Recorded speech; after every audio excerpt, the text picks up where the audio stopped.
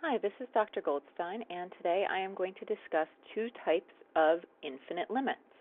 So the main distinction is we have limits that go to infinity, and then we have limits at infinity. So the difference is limits that go to infinity, we're talking about the y values of our function getting infinitely large. And so this is what we call a vertical asymptote. So the y values of our function get infinitely large, and so this is what we call a vertical asymptote. Limits at infinity, however, is what happens when the value of x, so this is when x gets infinitely large, and this is a horizontal asymptote. Horizontal.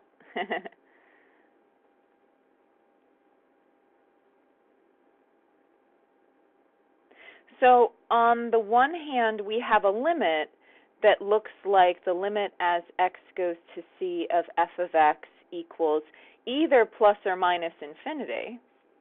That's a limit that goes to infinity, versus either the limit as x goes to infinity of f of x or the limit as x goes to negative infinity of f of x. So we're really talking about totally different types of limits, totally different types of behavior of functions, but they both have this element of infinite behavior, and so we'll begin to discuss them at the same time.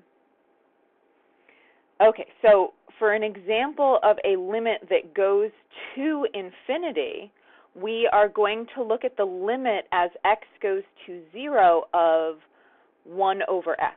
So this has what we call form 1 over 0, and this will be a very important idea, the idea of a limit form that I'll be bringing up later. And so the idea behind this form is that, so the value of x is going to 0, the value of x gets smaller and smaller.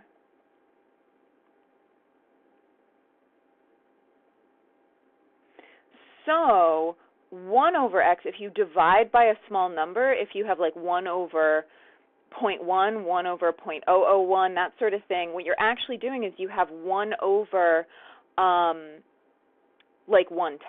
So I'll write this down. 1 over x, if we have x equals 1/10, for example, 1 over x is going to be 1 over 1/10, which is like 10. If x gets even smaller, if it's 1 over 100, 1 over x is going to be 1 over that. So it's going to be 100. And as x gets smaller and smaller, let's do one more, 1 over 1,000. 1 over x is going to be 1 over that, which is going to be bigger. So anytime you have a smaller and smaller and smaller quantity, anytime you have a quantity in the denominator that's approaching 0, 1 over that is going to get larger and larger. 1 over x gets larger and larger. So the idea of these limits is we know that the limit as x approaches 0 of 1 over x is going to be equal to some infinite number, but we don't know if it's positive or negative. We know it gets larger and larger and larger, but we don't know if it's positive or negative because, e.g., x equals negative 1 over 1,000 is also close to 0. But 1 over negative 1 over 1,000 is negative 1,000. This is very negative. This is very big and negative. So because of this, and you'll see that I broke this up already, anytime we have a form that we say, okay, this could be either positive or negative infinity, what we want to do is we want to break it up to consider both the positive and the negative possibilities. We want to say, okay, what happens if I approach 0 from the right? That's positive. What happens if I approach 0 from the left? That's negative. And what happens here is that this limit has the form 1 over 0 plus. So the idea is that we have 1 over a small positive number. And so that limit is going to get bigger and bigger and bigger in the positive direction, and we say that this limit is equal to positive infinity. And on the other hand, the left-hand limit has form 1 over 0 minus, so we have 1 over a small negative number. So in this case, the values of 1 over x are going to get very, very large, but in the negative direction. And so this one ends up going to negative infinity. So again, the key idea here, the key point, is that positive and negative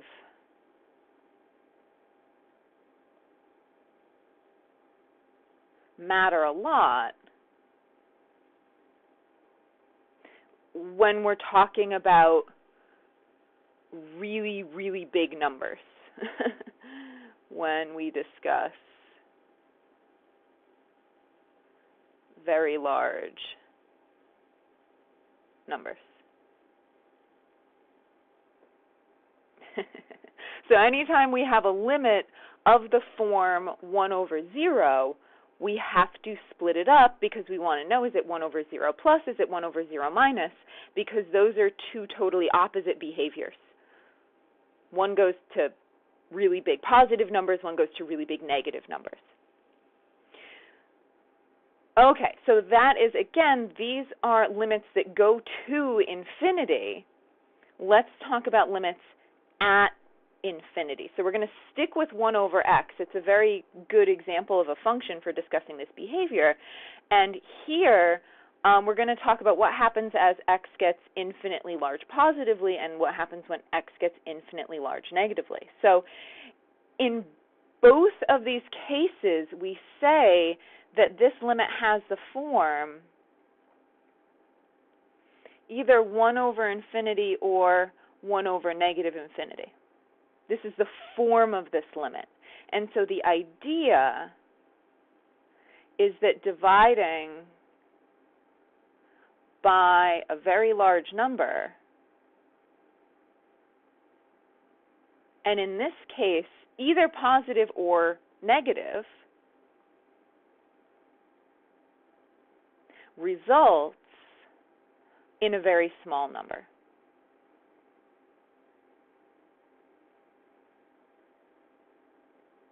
So the idea is that this denominator is getting bigger and bigger and bigger and bigger and bigger, and so the function gets smaller and smaller and smaller and smaller and smaller. So both of these limits are equal to 0. Both of them are equal to 0. Now, let's look at this example and the last example visually. So maybe you did and maybe you didn't have a picture of the function f of x equals 1 over x. So here's our coordinate plane. And the function 1 over x looks like this. So, oops, that's not very good. That's not very good. There we go. So what we see in this picture is that as x approaches 0 from the left and the right, you get these two different behaviors of positive infinity and negative infinity. So here, this is the limit as x goes to 0 of f of x. And we have 0 from the left, and we have 0 from the right, and we get different behaviors. It goes to negative infinity down here and positive infinity up here. On the other hand, when we look at the limit as x goes to infinity and negative infinity, we get sort of the same behavior on both sides. This limit as x goes to infinity of f of x is 0, and this limit as x goes to negative infinity of f of x is also equal to 0. It is the case that on the right-hand side, it goes to 0 kind of from above. It's always above it, but it doesn't matter. Eventually, it just gets closer and closer to 0. So that distinction there doesn't make as much of a difference. The distinction between 0 plus and 0 minus in the infinite limit, in the limit that goes to infinity, makes a huge difference because it totally changes the y values of the function. So you always have to think about it yourself. Does it matter that it's positive or negative? Does that change the behavior of my function? Okay, so let's look at some more examples. These are more limits at infinity. So if we take our first limit, the limit as x goes to infinity of x squared, and we think about what happens there, remember x squared, so if we think about, okay, this has this form, infinity squared, this is infinity times infinity, and so the idea is that you have a big number times another big number, and this is just going to result in an even bigger number.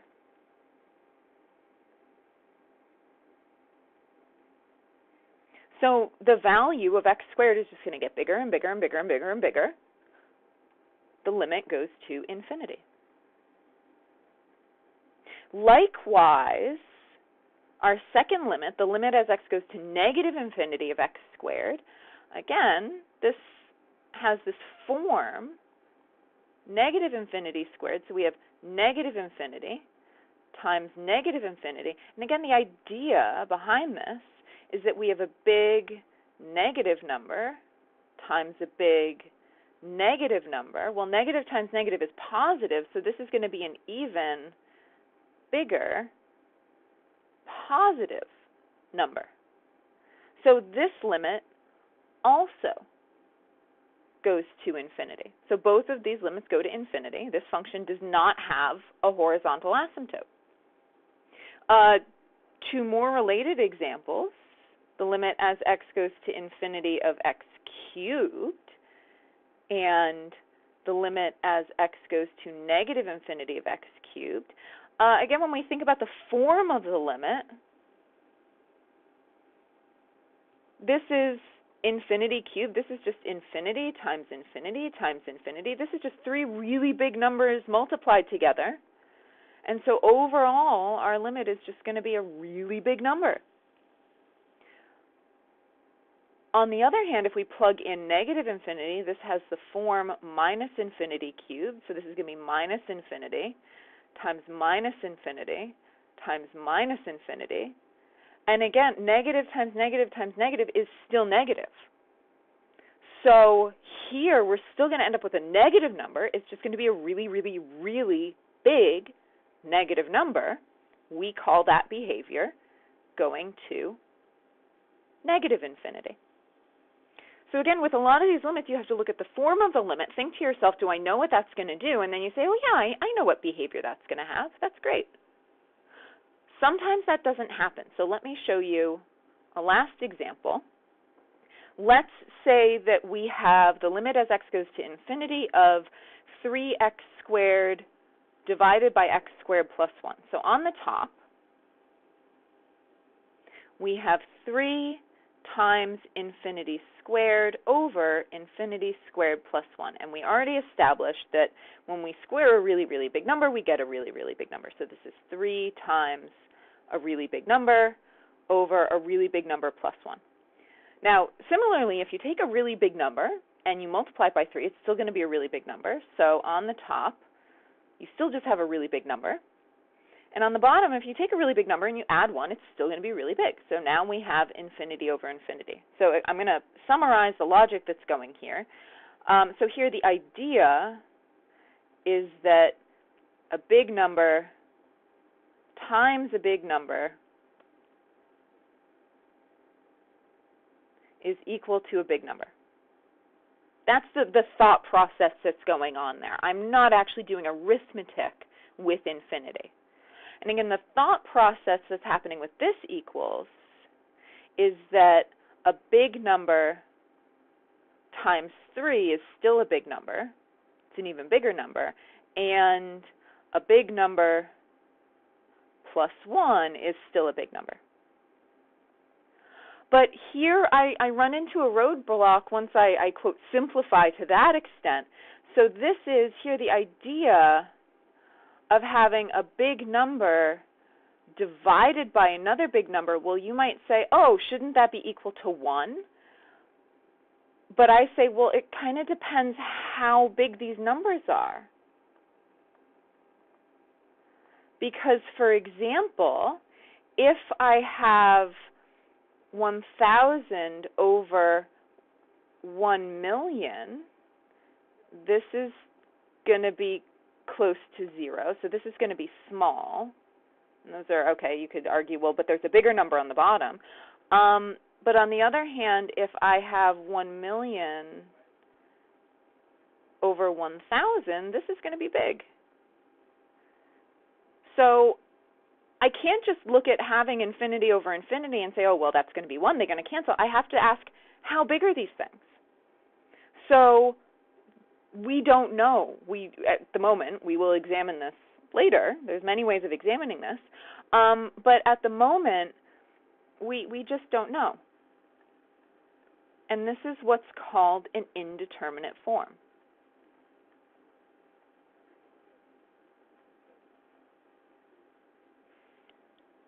So this form of infinity over infinity, there's more questions that we have. This is what is called an indeterminate form. And we will learn how.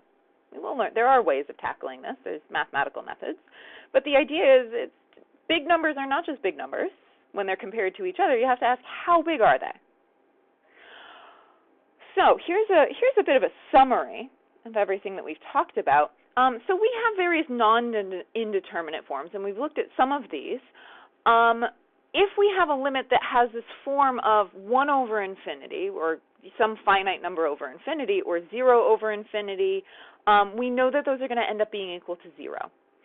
We also know if we take 0 and we divide it by 1, or we take 0 and we divide it by any number that's non-zero, we know that we will get 0.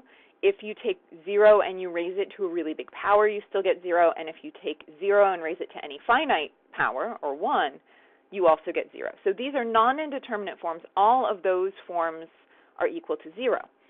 Likewise, and we looked at a couple of these, if you take 1 and you divide it by a really small positive number, you know that you're going to get infinity. So a limit of the form 1 over 0 plus is equal to infinity. And likewise, if you take a really big number and you divide it by a really small positive number, you are also going to get a really big number. So that form also goes to infinity. If you take, related to this, the one that we saw here, if you have 1 over a really small negative number, this is going to be equal to negative infinity. And likewise, if you have infinity over a really small negative number, that's also going to be equal to negative infinity. But if you have, for example, negative infinity divided by a really small negative number, well, you have 2 negatives, and so this is going to be equal to positive infinity. So you have to look at all of these forms and kind of generalize and think, okay, I have something that looks like that, oh, but I have this sign difference and blah, blah, blah. We also looked at taking 2 really big numbers and multiplying them together. That's still going to be really big. It may be negative or positive, depending on the sign of that. And then if you have 2 really big numbers and you add them together, it also makes sense that you're going to get another really big number. On the flip side, and we looked at one of these today, you also have indeterminate forms where the idea is you don't know what these are equal to. We do not know the behavior, the overall behavior of a limit that has this form. 0 over 0 means I have 2 really small numbers. Well, how small are they in comparison to each other? Infinity over infinity, I have 2 really big numbers. How big are they in comparison to each other? 0 times infinity, I have a really small number multiplied by a really big number. Again, relative to each other, how big and small are those? Which one of them wins? And also infinity minus infinity, I need to know which one is bigger. Are they the same size? Do they cancel out? Or is one of them meaningfully bigger than the other? So we have this comparison of forms. So you look at your limit and you say, what kind of form does it have? Do I know what that's equal to, or do I need to do more work?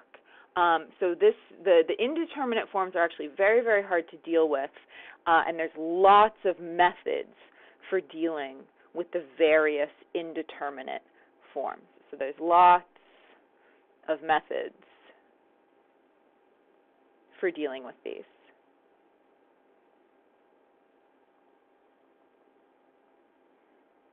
That you can find elsewhere, and I will also be discussing in subsequent videos.